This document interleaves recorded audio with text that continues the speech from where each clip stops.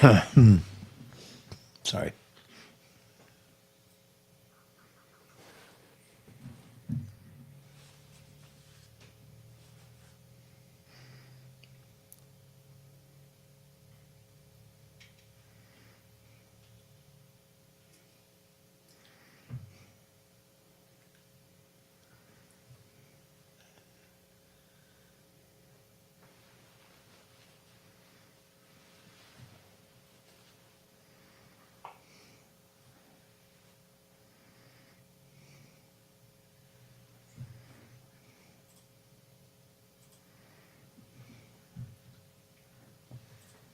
All right. Good evening and welcome to the Open Range Record Roundup.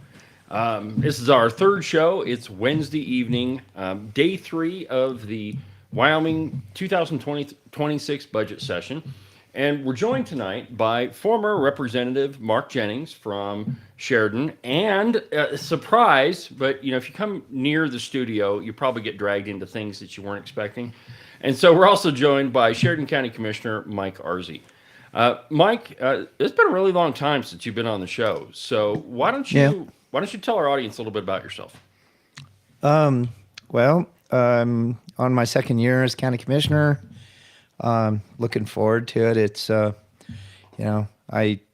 really kind of threw myself into it last year, and I thought we got some pretty good mileage out of a lot of things and a lot of issues that the voters were telling me that they wanted, and there's a whole bunch of work left to go. And so that, and I've got cows that are getting ready to calve, so I'm not going to be in Cheyenne very long. You're going to see me gone here tomorrow afternoon after the county commissioners vote on legislation. Yeah. So. All right. Well, that's an interesting topic to start with, I think, and it's one that I think all three of us probably have some pretty strong opinions on. Now, in the House of Representatives, there were two bills that were dealing with associations, the County Commissioners Association and the Clerks Association and Association ad nauseum. And what those bills would have done is outlawed the paying of dues in those associations with taxpayer dollars. So I guess where I'd like to begin, since we do have you here, Mike, the argument is that, well, these associations help everybody and they inform the legislature, and they're absolutely essential for the counties. We have to have lobbyists. Talk to me about that. Is that true?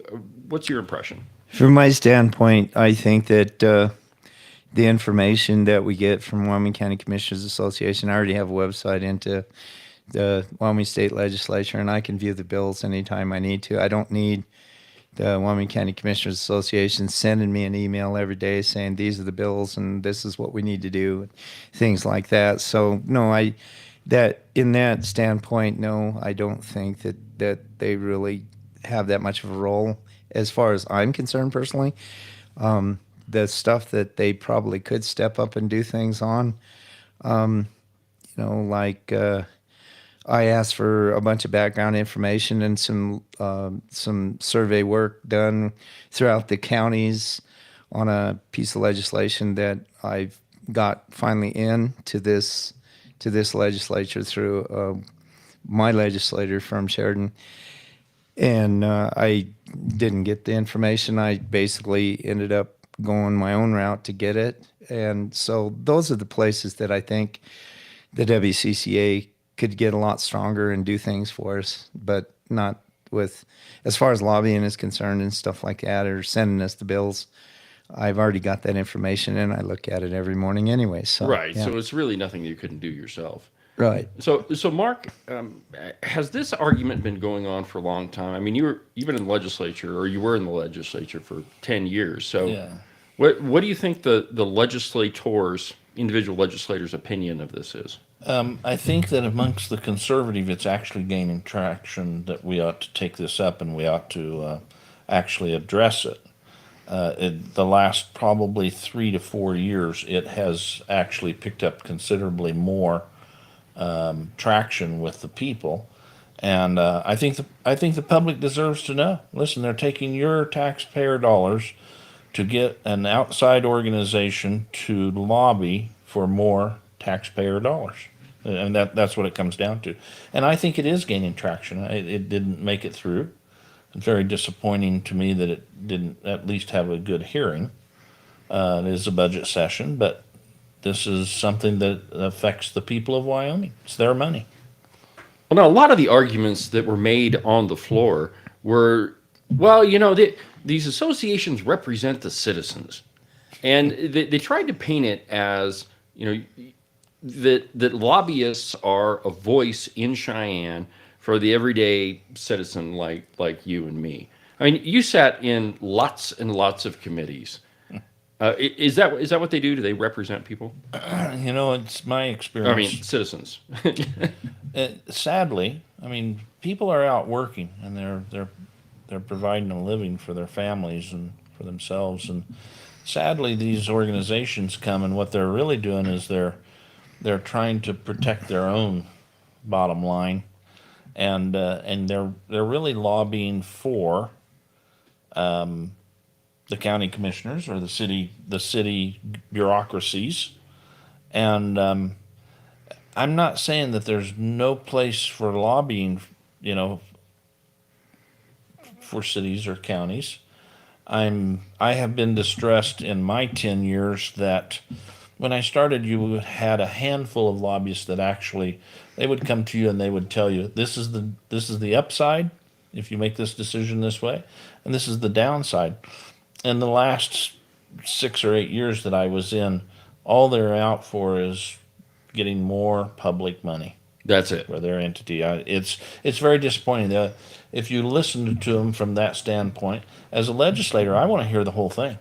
When I was a legislator, I want to hear the good, the bad, and the ugly. I want to know in order to make the best decision I can, because we are spending public money, and these people are, sadly, many lobbyists, even most lobbyists, are just out as a hired gun. Well, now, Mike, since we have you here, you're actually been, in the meetings. And one thing I don't think that most Wyoming citizens know is that the Wyoming County Commissioners Association is run by a Democrat. Isn't that true? Yeah, the head of the Wyoming County Commissioners Association is a legislator from Teton that is a The Democrat. county Yeah. commissioner from Teton, right? Yep, is a county commissioner from Teton County. Yeah. So explain to me how that happened, because most county commissioners in Wyoming, they're Republicans, or at least they claim to be. They have an R in front of them. Yeah. I mean, they have an R in front of their name. This vote was a little bit before my time. Oh, okay. Yeah. All right. Fair enough. Yeah. All right. So let's talk about something that has been in your time. I know you're chomping at the bit to grill me over this county attorney business. I'm going to get that coffee cup. Now, if you just shut up, I might just give you one. All right. So what's the problem in Sheridan right now? I would Let's make start him there. work for that. This is a capitalistic He is program. working. Yeah. The real problem is, you have X amount of dollars for funds. What do you do with the funds? And where are they supposed to go? And if you're a conservative like I am, they always support essential services.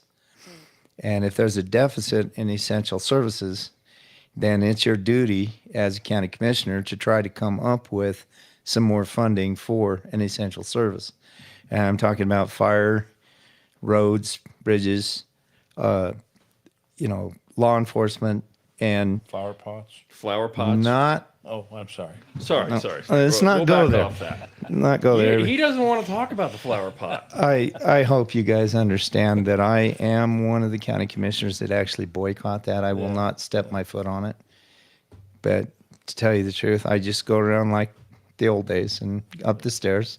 It's better for my health anyway.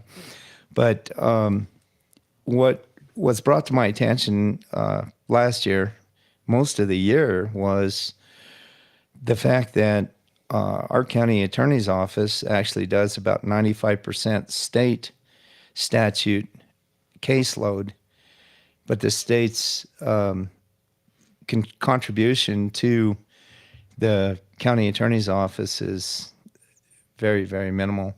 She has a budget of about, I think, 1.5 million, and 95% of that is state prosecution and state statute. So we'd like to put that back on the state of Wyoming to, hey, you know, you basically got two choices. What we could see happening is a whole bunch of district attorneys, which would cost the state an exuberant amount of money to do, or can you help fund our county attorney's office more than, the penance that we're getting? And I think it's 30,000 for two deputy county attorneys, which would be 60, and I think it's half or 50,000, whichever is less, on the county attorney's salary, and that's it. That's what they do, and that's out of $1.5 million budget. So I'm not asking for $1 million out of the state.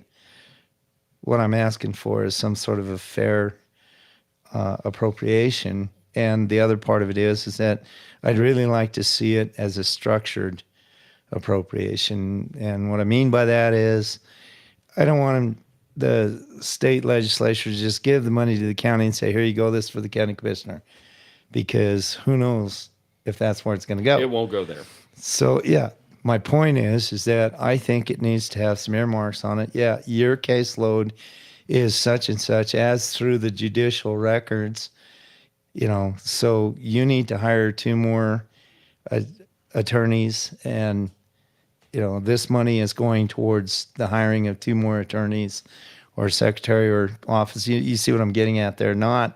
I think it needs to be structured. I don't think that we need to have it as, I always call it the cookie jar, and then everybody's got sticky fingers. You want an earmark. Yeah, I want to make sure that money's going where it's supposed to go. Okay, so now if Sheridan County is having this problem, I would say that probably a lot of counties have the same issue, an underfunded county attorney's office. Yeah. Mark, can you give us some historical context? Is this something that the legislature has dealt with before, or? I sat on judiciary for 6 years, and so I've heard this argument numerous times coming. And they have addressed some parts of it, and the judiciary actually has some programs to help in that, where they're actually hiring part-time lawyers or on a part-time basis. I think my first question to something that you said there, though, Mike, is when you go back to it, of course the prosecutions are 95% state, because that's the way our government is set up. The state runs the statutes, and so there are very few ordinances and stuff at a local or a county or a local level that go to that level of prosecution. And so the state's the one that writes the green books. And so, I mean, I would counter by asking, how much did they do 50 years ago? I think you'll find that it was still, the majority of it was still out of the green books at the state level. And I would agree with you. Your premise is very sound. I think that we conservatives want to see essential services taken care of, but we also want to see accountability. And so as I sat on judiciary, you would watch what seems like a misappropriation of their time into, they'll prosecute silly little things, but then they'll not go after the harder Let the big stuff. ones go by. They'll let some of the big stuff go by. And so you look at that, and for me, as sitting on judiciary, it's not that I don't see some need there, it's that I want to see some accountability on the front end of that first, or more.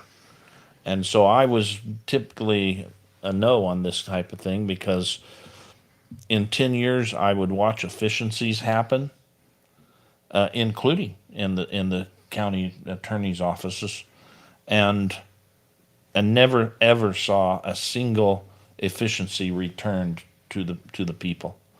It was always, handout. They have more programs that they want to do, or if we can just do this, why we'll solve our drug war, we'll fix our drug problems, the prosecutions will drop off to nothing. Well, if you make everything legal, they do. Yeah, you don't have to prosecute them. Yeah.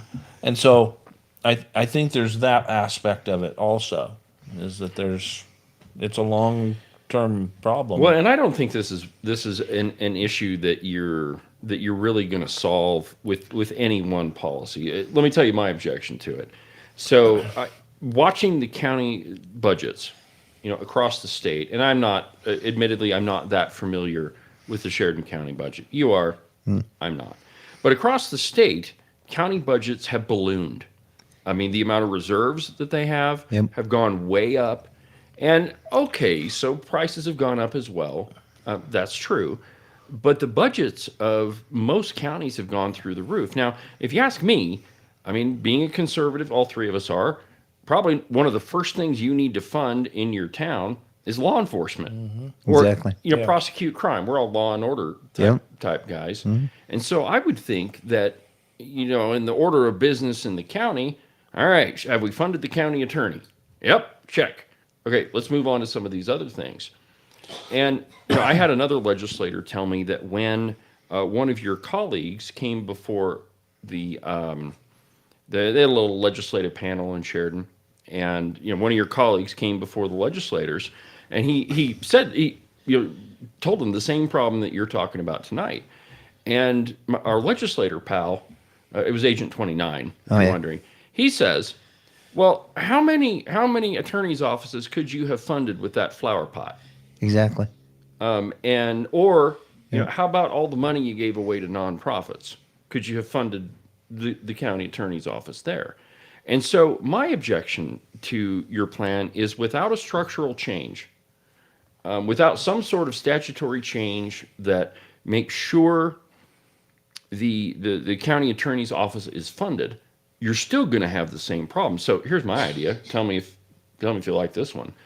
That in statute we need to put in there that the very first thing that gets fully funded is the law enforcement and the county attorney's office. This is what I was kind of alluding to with the structure of, let's make sure that this, if they're going to fund it, keep in mind also the other thing that I failed to mention is that county attorneys' offices have not seen a cost of living or any kind of pay raise from the legislature in 16 years. That's a long time. Now it's true in statute, Yep. it does list the wage for the county attorney, doesn't it, Mark? Yeah. Yep. Yeah. But it has not changed in 16 years. So, but I agree with you. That's the format. It's The state part. akin Right. to, yeah. The state part hasn't changed. The Yeah. county can raise whatever they want. Yeah, the county can do that. And I will argue this: the money from the state for direct distribution has been millions above and beyond what they claimed that they lost when we took away the tax revenue from groceries. They have received far more money on an average per year than what they said that they lost. Plus, they got a 10 cent a gallon gas tax on top of that. Yeah. Yeah. So I don't know. I mean, is that the only policy you're arguing for while you're down here, Mike, or is that the main one? That's the main one. I guess the big thing is that I feel, if you're gonna prosecute state law, and if it's state, and you don't have enough people to actually take care of all those cases that are coming across your desk, the next thing that's going to happen is that you're going to see a raise in crime because the crime isn't getting prosecuted, so it's okay to go do it. Next thing you know, you're on a hill, kind of like Brook Street, and you're What going used to be Brook Street. and you're going down that hill, and at the end is anarchy. So that's the concern. And this is not just something that came out of my head. This is, I've talked to a lot of people about this very subject and kicked it back and forth and got beat in chest by this guy on it every now and again. But to tell you the truth, I still, because of the numbers of people that are sitting there and saying we need to do something about this. Yeah. And so say like this thing gets defeated and it doesn't happen. The next option for me is to go back to do the same exact thing that I did last year on budget session and say, hey, we got $600,000 here, in stuff that we shouldn't be giving away. And so I moved to strike these from the budget and then turn it around, Take care of law enforcement. yeah, to take care of, because it's just like your house. It's your own family budget. You take care of the essentials, and that's what this is essentials. So it's the same thing. And then if you got something left over, then maybe you do something else. But you have to take care of the essentials first. I will tell you that, having sat on judiciary for 6 years, when you get them a raise, then they will tell you that the clog up in the deal is because they don't have enough judges, enough room on the docket to do that, and then they will tell you that they do not have enough prison space, and therefore we can't continue. And it's a vicious cycle. And so you got to think those things through. You're absolutely right. It needs to be addressed. We've got the prison space. We have the jail space. That's not a. I can see the judge challenge, but Yeah. I can't see the detention space. I do know that we have a problem with funding detention and getting people to work there. But outside of that, there is room there. So Yeah. All right, well, let's move on, guys. We've kind of beaten that horse till it's dead and bloodied. Thank you. And It is being buried in the flower pot. it is. That's what It I is heard. in the flower pot. There's plenty of room for that. And just to tell our audience, a couple of years ago, 3 years ago, Mark and Mike and I used to have breakfast once a week, and we would record a podcast. We'd go to our favorite breakfast joint, and we'd just sit down there and talk topics. And every once in a while, would pull a guest in. And so this is, kind of nice to be able to do this again. I was trying to remember who was doing that. yeah, Yeah, it was. Well, we've had a lot of It guests. was great. You know. It was great. All right, so we've got a number of bills that met their demise the last couple of days, and the first one, and I asked Mark to come up with a list of things that he wanted to talk about, and the first one that came up, and it's again really good that you're sitting here, Mike, for this one, House Bill 11. That was the so-called Landowner Bill of Rights. It was sponsored by J.D. Williams. And if you listen to my podcast, I have a new name for him. Since this is a news program, I won't mention it. But if you listen to go listen to the podcast, I'll tell you about him. So, Mark, what's up with this bill? So the Landowner's Bill of Rights Yeah. sounds very good and it's pretty innocuous. As I was doing the analysis on this and looking at this, boy, it looks to me like it's opening the door.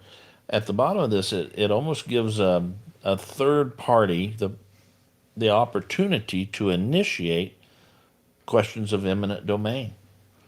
And boy, that's pretty scary, in my opinion. So, All right, that so one- so that one explain passed, that. didn't it? Yeah, I believe it did. Yeah, it actually passed, and so hopefully there'll be some amendments coming on that. Well, you don't like your neighbor, and so you'd like to see that chunk of land off of the corner, something happen differently to it, and so you go and talk to your local county commissioner, not this one, but other ones, and you start the process. You get to start the process instead of a government entity. You get to fire that up and start eminent domain proceedings against your neighbor. And eminent domain was never about third party. No. Never. In fact, government should only use it on rare occasion when there's not another way. Well, and it's, as I understand it, like the original intention of it is, I don't know, we're putting a road through here, and we have negotiated with every landowner, and we've paid them, we've come to an arrangement with each one of them. There's this one guy, Yeah. and we've offered several times, and he just will not budge. And look, we got to put this road through. And, I don't agree with that. I think a man's personal property is his property. Go around it. But, we do have the eminent domain statute, if that was necessary. Mike, what do you think? it kind of reminds me of an issue that we had out on a county road that is called East Ridge Road. The county had gotten the money funded to rebuild that road. before we rebuilt that road, it was a bad deal. People were going to the dump and getting stuck on that road left and right. Right. It was terrible. And so we rebuilt it. But when we got down to to the far north end of it, there was a hairpin corner in that thing that it's almost impossible to maintain with a blade or anything like that. And then you go about an eighth of a mile, and then you make another hook to the left to go across the bridge across the railroad.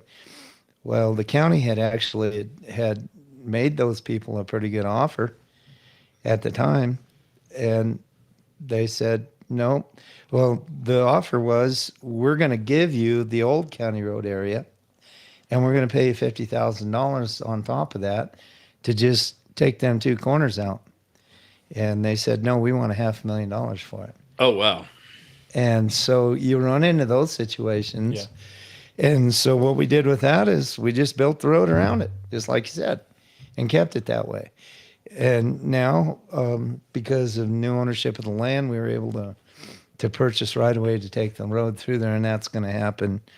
I think this summer is when that's slated to go, but that's been, let's see, Dad passed, I guess, about 14 years now like that, you know.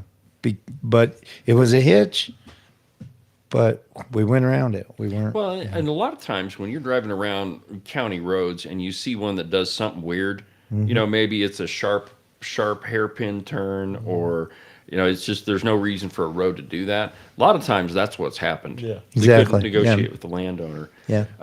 Let's move to another one that died. This one's on your list, Mark. House Bill 13. Now, this is a big issue for conservatives.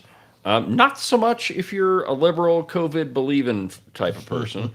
But there's a bill that it was Gary Brown's bill to allow ivermectin to be sold over the counter. Yeah. And I watched that. Well, let's pause just for a second. So, where we're at in the legislative process is in a budget session. Everything that is not related to the budget has to get a 2/3 vote before they can ever talk about it. So a good way to think about pretty much where we're at, we're kind of at the tail end of this, but we're kind of at the should we talk about it or not stage. And a lot of these ideas that we're going to cover tonight, they're worthy of a conversation. Maybe they'll pass, maybe they won't, but at least we could talk about it. So this one, House Bill 13, it got killed on the floor. It didn't receive 2/3. So, Mark, go ahead and tell us about this. Well, for me, that it's. I mean, are you an American? Do you love freedom? And to me, that's the simplest part to this. It was surprising to me that they couldn't get to 2/3 on an issue of freedom, of just if you want to go be able to buy ivermectin. I mean, listen, if you don't believe in it, don't buy it. And but they weren't able to get to the 2/3, and it died. I look at those people and say, apparently they don't like freedom. Now, in the House, the way that this works is they'll introduce a bill. They'll say, we're going to talk about House Bill 13. And they have time limits set up. So 2 minutes. Yep. So the guy sponsoring the bill, guy or gal, gets 2 minutes to talk about it. And then they have 2 more minutes to where the opposition can argue against it. And it's broke up into 2 1-minute segments. And then the last part, the sponsor of the bill gets 30 seconds. And so there's not a lot of debate, and you don't really hear a lot of what people are thinking. But this ivermectin vote, Christine and I were sitting in the lobby or in the gallery, and it happened fast. No. Yeah, That should have passed. It should have gotten a full debate. you would have thought. I'd have went down if if it was going to go up for debate, and if he wanted to call me, I'm living proof that ivermectin works. Well, and probably both of you. You know, and of course my sources are a little bit different than most people's, but it works for me. And I was basically pronounced dead in the hospital. They said, we can give you a room, but can't do anything for you. And I said, Jim, throw me my pants. We're out of here. And I went home, and the doctor goes to me, he says, well, what are you going to do? I said, I'm going to cure it the old-fashioned way. And I went home, Went in the barn. got on my regimen of ivermectin, cattle poron, and next thing you know, the next time I go in there to his office, he can't believe that my stamina is back. I'm walking a mile, and this is in about 10 days. Were you eating alfalfa by this time? No. Did you have a But he's side like- of cake to go with it? And he says, well, looks like whatever you're doing, you just keep doing it. And I'm just looking at him like, because, they couldn't even talk about it. Yeah. Yeah. They would have been fired if they would have, if that word would have come out of anybody's mouth Yeah. in the hospital, they would have been fired for And it. isn't that amazing? I think it is pathetic to do things like that. It's egregious to the suffering public. And like I say, I cured myself. I cured several other people. I'm not even a doctor. I'm going, here, take a bottle of this home, put it on your wrist, see if it don't help you. No, And I they'll mean, call me back in 2 days. Hey, I feel a lot better. I mean, I had horse paste, so Yeah, that butterscotch pudding and horse paste doesn't quite work. No, this one but- was apple flavored, and it does not taste like apples. No. You're better off with the rub on. Just, But I think Mark, I think you hit on like the biggest point in this one. Everybody likes the idea of right to try. All of these drugs that are in trials, and you've got a terminal illness, and hey, I'm going to die anyway. Can I try this drug? And that seems to be a really popular idea. But when it comes to ivermectin or hydroxychloroquine, there's just an opposition to it, and Yeah. I think it's part of this, liberal theology, if we want to refer to it that way. Yeah. All right, next one on our list. I wrote this one down because I don't know, I am continually fascinated by it. But it's House Bill 19. Now this one's about corner crossing, and it went through. Oh.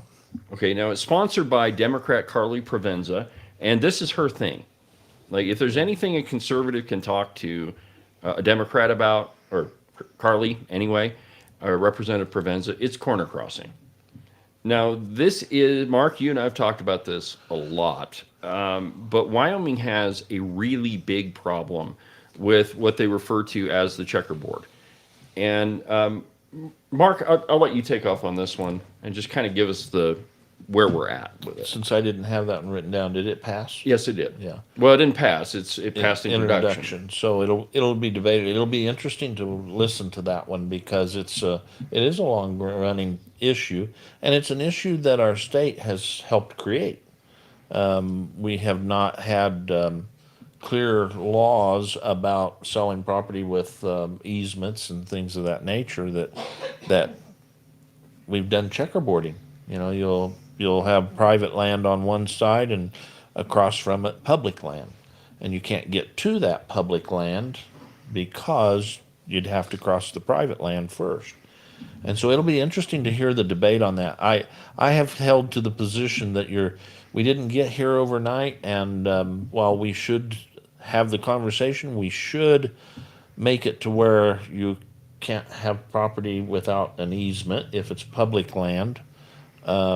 People need to be able to access their land, but we didn't get here overnight, and so I stress again that the real solution is probably 50 years out as we address it. It will take time to move those parcels of land so that everybody has access. Now, Mike, most ranchers that I know have very strong feelings when it comes to corner crossing. Just tell us what you think about it. Well, if you're a sportsman, it's a good tool because then you can access public land, checkerboard style public land. If you're a landowner and you're a rancher, then you've got certain risks, inherent risks with having livestock right next to where you might have hunting going on, that kind of thing. So it's one of those things. It's almost like a case by case kind of scenario. The one thing that I did want to add into there is that the State Lands Board has a rule that if you do not own adjoining property to a public section like a school section, 1636, whatever, state, they will not allow you to bid on grazing For the lease. for the lease of the state land. They've that's how they kind of take care of, it. I mean, I can see why they do what they do, although at the same time, what that does to someone like me who is a cattle owner is it discludes me from leasing any state land anywhere. kinda And picking but I'm winners and losers. yeah, but I am a citizen and I'm a rancher, and I ought to be able to lease, but no, not unless you own adjoining land. Yeah, It's a short-term solution. Right. It's not the long term. exactly. Now, Yeah. the way I heard it, the best way I heard it described to me is that it was from our friend Richard Tass.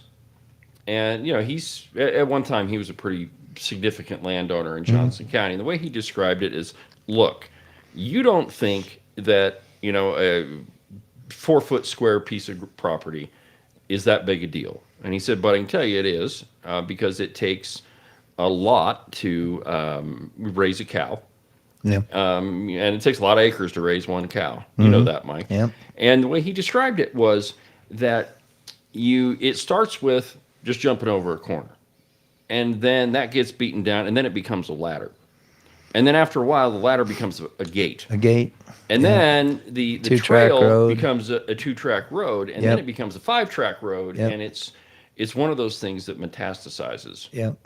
Yeah, he's But I correct there. think, yes, honey. You have a question on YouTube that I think is a great one. Okay, what do we have? Why not create easements to access public lands, pay the landowner for the easement? Okay, so the question was, why not create easements on public land? And then what was the rest of it? Pay the landowner for the easement. And then pay the landowner for the easement. So, Mark, There's what- programs for that already. okay, talk It's about it. called Access, I believe, and it's hunters and stuff on there, and it raises, I can't remember how much money, but it's significant amount of money, and that is exactly what they do, what the state does. They pay landowners for access. Yep. Again, a short-term solution. The long-term solution is to get the land to where you always have access to it. That to me would be the long-term goal. Now, I understand the other side of this, and this is, I guess, maybe a little tangential, but in Johnson County, there was a state section that ran along the face of the mountain, and a bunch of people, they bought property right along that state section because it directly abutted the national forest. And so they bought their property there so that they could just walk right across. Yeah. Well, through a different process, not corner crossing and anything, it was a land swap. These people wake up to no trespassing signs. And they had spent a tremendous amount of money buying that property so that they had that access. And I think it speaks to the disconnect that we have with public lands in Wyoming. We have landowners that lease huge chunks of property. And, a lot of these ranches you hear, well, I have, and I don't know acreages, but I have this huge ranch. Well, the likelihood that you have a chunk of BLM in there or a state section is probably pretty high. Yeah. But there again, on the other side of it, people have the right to access public property. Yeah. And I don't know, and I think where this became apparent was with the Rock Springs RMP. The BLM said nobody can access this, and then there were chunks of property out in the middle of this stuff that was private ground that couldn't be accessed. Yeah. Because it was the government that was cutting off access Shutting to it. government, shutting it down. Yeah. So that one's interesting. Let's see here. Let's pick another one. Mark, you said that House Bill 48, which is pen and paper ballots, this one died. Most of the election bills died. Yeah. Why do you say this one was one of the more important bills? Well, I thought this one, I don't think this is as important as the next one, but this is an important one, pen and paper ballot. It deserved to have the debate. And people make a misconception about the budget session. They have to go through the threshold of 2/3 in the House of Origin, which I'm for, but they do debate the budget. The budget is set aside for 3 days of constant debate. So while that's being hammered out, once you're in the middle of that process, you do have time to debate other things because you've brought people from all over the state for a month. And so there is time to debate that. And I felt like election integrity, boy, that deserved to be heard and debated on the floor. I mean, it's whether you like it or you don't like it, it was just disappointing that they didn't even want to talk, that enough of them didn't want to talk about it. Well, it's true that it is one of the highest polling items. And no matter what all those people in that building say over there, by the way, the studio is really close to the Capitol. So when Yeah. I say that building over there, I mean it's right over there. But election integrity, pretty consistently, is one of the highest polling issues across the entire country. Mike? One thing about it is not going to go away. Maybe they killed it, but it's going to be back. I hope So, as far as I'm concerned, you face issues as they come up. You don't Yeah. just sweep them into the closet and say, "Okay, yeah, we know it's coming back next year." No, it's better to take it right now and take the time and actually have a dialogue with it and have a debate and see where it leads you and see what good can come from it and what can be crafted from it. I I think they're making a mistake on it. I really Oh, do. man. They You killed so many of them. Mike. Don't they killed almost all the don't think election that integrity. Not all, that but it's most. going away. It's going to be back and it's going to have a lot more momentum next time. All right, so this one in particular is interesting because when you say pen and paper ballots, most people think, well, that's how I vote all the time. Yeah. Not if you're in this county. In Yeah. Laramie County, they do not use pen and paper ballots. It's voting by machine. Yeah. And what happens is it spits out this little ticket and it's got a barcode on it. Well, the barcode then tells the other machine, their tabulation machine, how you voted. Now, the problem is, who do we know that speaks barcode? I think I've forgotten how to speak it myself. Yeah, I took lessons in high school and I can't do it anymore. Yeah. So the question is, Mike, you're a county commissioner, and a lot of the election procedures in your county are up to the county commissioners. That's correct. So talk to us about that. How does that work inside the county commission? The county commission can be petitioned by the populace. Anyone can come to us during when we're hearing this and this issue and ask for, to eliminate the voting machines if they want, or they go to pen and paper total ballots and hand counting, and all of these things have come up in the past. Unfortunately, we haven't seen. I would really like to at least see. There was a measure I think that didn't pass either, and it was on just a check. Hand count. We're coming Yeah, to that one yeah. next, Yeah. actually. Yeah.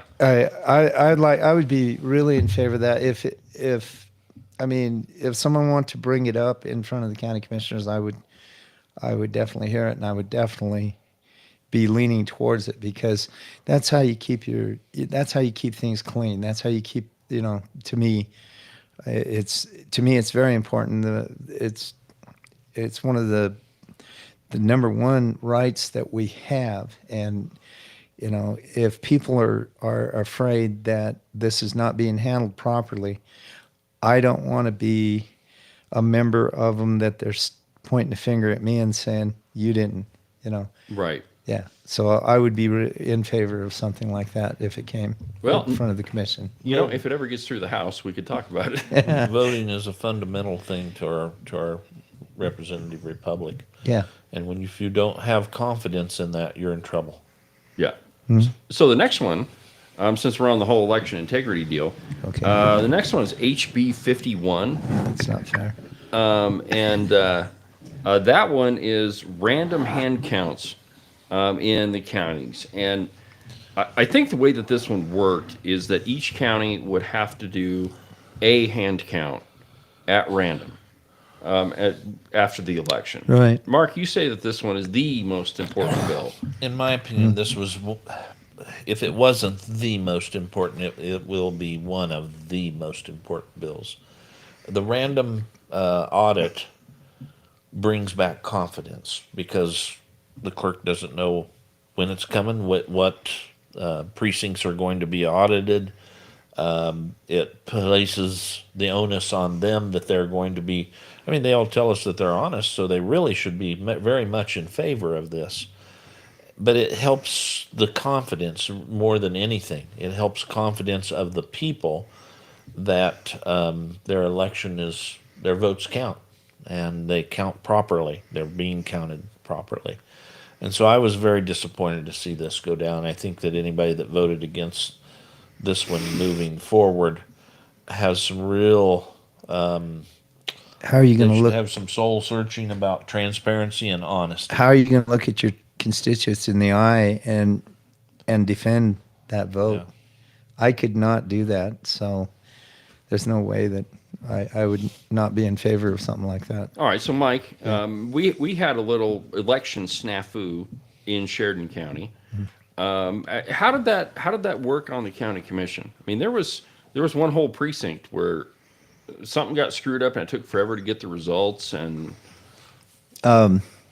Talk out of turn if I was to talk on it. fair enough. Yeah, Fair I'd enough rather. on that one. I mean, I know a little bit about it, but just enough to get myself in trouble and not enough to actually. Yeah. See, this is a smart elected official. Don't talk when you're given the opportunity. No. All right. So let's go. Let's see here. The next one on our list is House Bill 60, and that is the elected. Why don't you just move the microphone? You know, everybody just watched you do that. All right. So House Bill 60, the elected Attorney General bill. How do we feel about that one? I've watched that one be run most every year that I was in for 10 years. Maybe the mic won't move. And Okay. and I don't know. I've just found it disappointing. It's something that the people want, and again, you know, where's the harm in the conversation? There are certainly more conservatives in the legislature now than there have been for decades, and so I think it was the other side. You might call them redcoats or rhinos or something of that Redcoats. nature. And I think it's clear that they don't want to listen to the people on that. And it's just disappointing to me. Mike, what do you think? I have been disappointed in the Attorney General's office for, just about as long as I can remember. And I really feel that if that particular office actually answered to the people that it's supposed to be serving in Wyoming, I think we'd get a lot better results out of it than what we've got now, because it's almost like a bureaucratic position. It's you can ask them to look into something, and 2-3 years down the road and you don't get any answers from them, and it's in somebody's drawer there. But guess what? If that person was an elected official, like with me, I can tell you that it's I'm not saying that I'm any kind of an attorney or anything like that, But you play one on TV. I do a lot of putting out fires as a county commissioner, and somebody calls me, and if I'm not there, I call them back, or I'm there, I take the phone call, I take the complaint, and I look into it. If I don't have time to do it that particular, day or something like that, I write it down and I get back with them, and then I go and I look into it. And so I guess what I'm saying is that when you take what I'm seeing coming out of the state attorney general's office on issues, as opposed to how it just seems like county commissioners have their feet to the fire on these things, but the attorney general doesn't. Right. And so you're like, where's the justice here? And I can give you a real life personal experience with that. I mean, the appointment of the attorney general, he serves at the governor's wishes. And when I started in the legislature, if you had even one legislator, you could go to them to the Attorney General's office, and you could get a legal opinion from the Attorney General. Somewhere along the line, as the conservatives grew in number, I would say about my third or fourth year, the governor shut that off and said, no, no, the only way that you can get an Attorney General's legal opinion is if chairman or leadership decides to do Oh, it. yeah. Yeah, I remember that. And yeah. so it was, that's egregious in my opinion. And then a second one that has occurred. I'm aware of numerous formal complaints, Chargeable complaints. chargeable complaints, almost open and shut cases, and they were investigated and passed on to the Attorney General's office. Not a single one was investigated. Well, and so I think the problem there, and this is, I honestly, Charged. I do not know the answer to this question, is that we have a Supreme Court that is appointed. Okay, we have an Attorney General that is appointed. We have the Judicial Nominating Committee that is appointed, and the governor pretty much has control. Yeah, maybe not direct control, but he's got control over a lot of it. And the quandary for me is, how do you fix that? Because we want our officials to be accountable. We want the Attorney General to be, hey man, if you're not doing your job, we'll find somebody else. But if we inject elections into it, there's a whole host of problems that come with that too. I mean, we're seeing in Wyoming elections like gobs of money coming into our elections. And so can you imagine what would happen if it was a Supreme Court seat or if it was the Attorney General? It'd be a huge amount of money. I'm not huge on the notion of elected, especially for judges, and that's a bill that's out there this year. I'm not huge on that, but confirmation so that you have this governor has more power than almost any governor. It's in the United incredible. States. It's scary, and so I think there are mechanisms. Judicial confirmation would be a place that I would really like to see us go. An AG perhaps confirmation. It's the elected on it would probably be more a good debate. I'd like to hear the debate, and like I said, in my 10 years, you almost never got to even hear the debate because they wanted to shut that down. Would it help us at all, do you think, if we had some sort of recall statute? Maybe we don't have an election, but maybe we can recall that official that isn't doing their job. Would that help us at all? Well, that's a kind of an interesting conundrum too, because if you're in Wyoming, if you're taking a 4-year seat like the county commissioner, a recall perhaps could come in handy.